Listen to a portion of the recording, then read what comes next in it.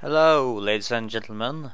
It's Messerschmitt 100 here, again with another World of Tanks tank review. Today we're taking a look at this machine, the American Tier 8 Premium Heavy Tank. Now, the history of the T34 Heavy is as follows. Made two prototypes of them. Of the T-30 tank destroyers, which were armed with the 120mm gun that you can see here, and redesigned, and it was designated the T-34 heavy tank, but it did never see mass production or did never see service life. In World of Tanks, it is a mixed bag. Let's just go over the stats first. It has a standard 1500 hit points. Its weight is a not terrible, but manageable is the right word. 65.84 tons out of 71.85 tons, at least with my setup. And the engine power is 810 horsepower, which gets this tank up into 35 kilometers per hour, but is quite sluggish. Traverse speed is a not very good 22 degrees a second. Actually, it's pretty bad. And now we got over to the armor, which is a really mixed bag. The hull is absolutely horrible. 102 in the front, 76 at the side, and 51 in the rear. If you get shot by anything in the upper or not even to speak of the lower glacis, you're going to get damaged. Unless you're angling the armor, the frontal armor like that, then it's going to bounce. But or something like that. Then it can bounce, but anywhere else it's going to penetrate.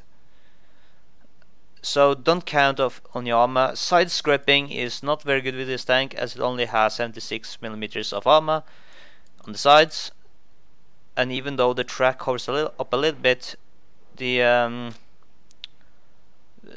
is not good for side scraping.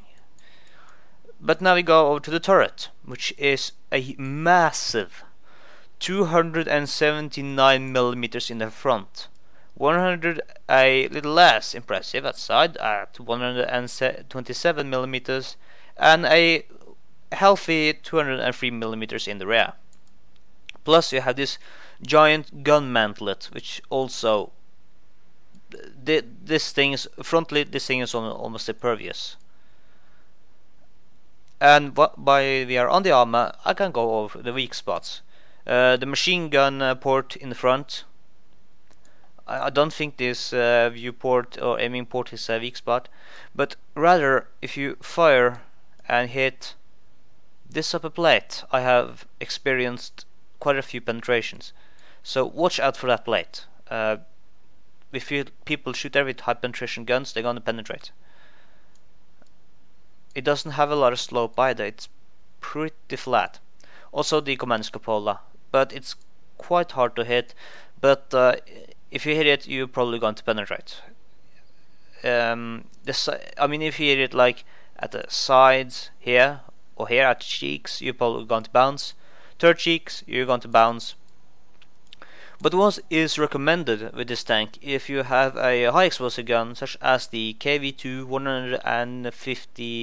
152mm howitzer, shoot it in the back of the turret.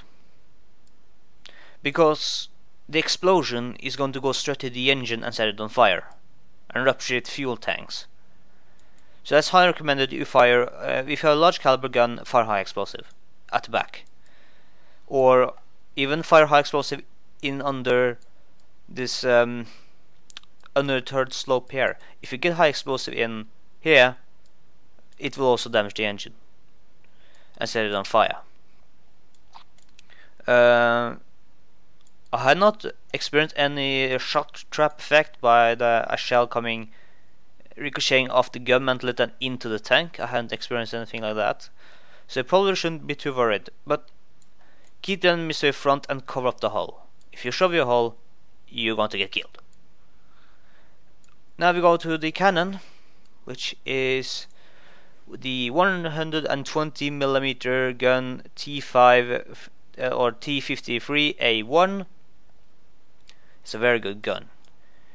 It has a very low rate of fire though, only 4 rounds per minute. It takes a very long time to reload, although I reload fast with gun rammer. Average penetration is a very good 248mm. This thing blasts through almost anything in its way. Even better with armor piercing composite rigids, almost 300mm of armor. That's a lot. And only 60 tie explosive. The damage is 400 on the gun, but something I found a little bit strange. Here is the 120mm gun on the tank, and here is the 102mm gun on the ISU 122S. I'll just go back to T34. Now look at these guns, or rather the caliber. The T34 gun does more damage than the 122mm gun on the ISU 122S. But the caliber on the ISU is bigger than the 120. That's quite puzzling. For bigger calibers means, at least in War of Tanks, larger damage. So I find that a little bit strange. But it's still it's a hard-hitting 400. Average damage on the high explosive is a very good 515 damage. That is going to mess up a whole lot. And it has a 2.5 meter blast radius, so this thing is good against high explosive, good against light tanks and soft targets like the French G tanks. Accuracy could be better. Aiming time is, a millennium, or as I call it, 3.4 seconds. It takes about 100 years to aim this cannon. It's really slow at aiming. Third traverse is a very slow 18 degrees a second. It's not very good. But I have to say the gun depression is very good. And also the gun elevation is also very good on this tank. View range is good, and signal range very good. It has the same problems as all the American tanks. Great turret armor, horrible hull armor, for the most part.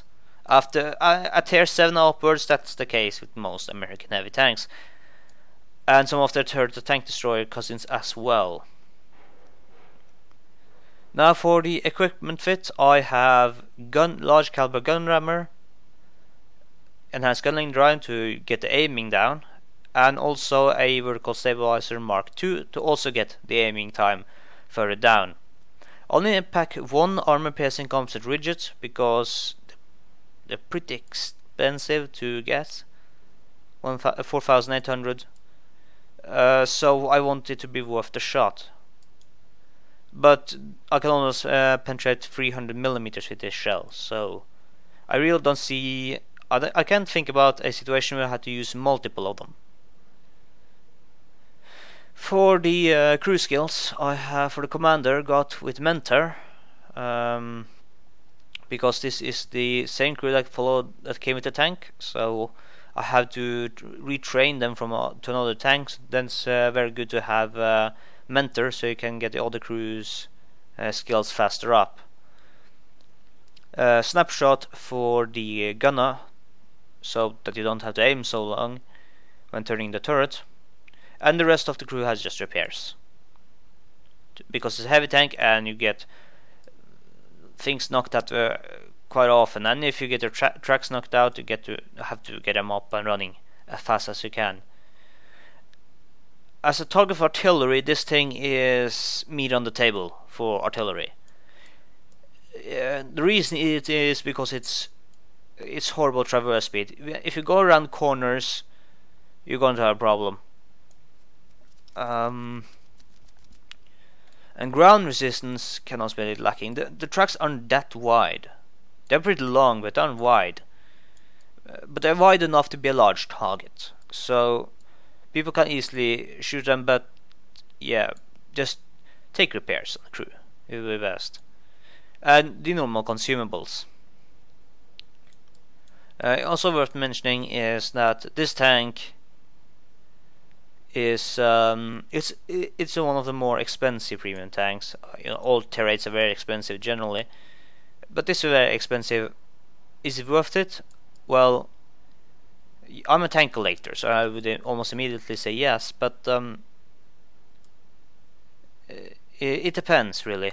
If you really want a big heavy tank with good frontal armor and really don't care about the